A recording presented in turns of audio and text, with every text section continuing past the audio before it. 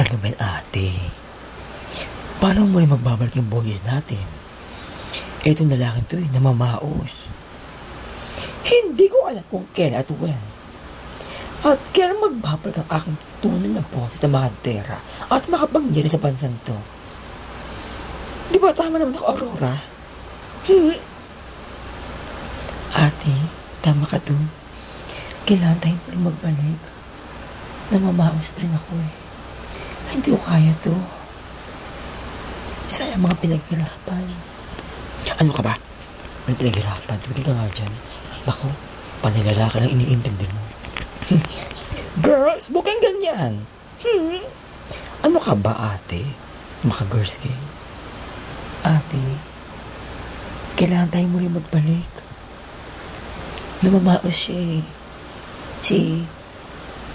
Huwag mo sabihin kung sino yung totoo na sa boses na yan. Pag yan nalaman, lagot ka. Hayaan mo tayo mag-hide ng ating sikreto kung sino mo talaga itong boses na ito eh. Mahirap na. Baka may makakilala eh. Di ba, no?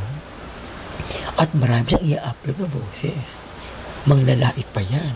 Alam mo na, laitera. Pero yung parang hindi laitera. Gusto siya niyang manglait. Pinag-isipan pa niya eh. Kung lalaitin niya ba yung mga baklang matatanda. Ika nga eh. Old gay. Di ba ate, no? Hat ako. Wala akong pakialam sa inyo. Basta ako, hinihintay kong muli magbalik. Ang boses. Ate, hintayin natin na hindi siya mamawas muli. Jay, kailangan namin. Bumalik ka na.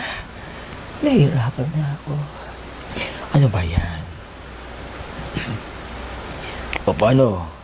Nababaos ako ha. Hintay muna pagbalik ko ha. Hintay ko muna mawala itong paos-paos.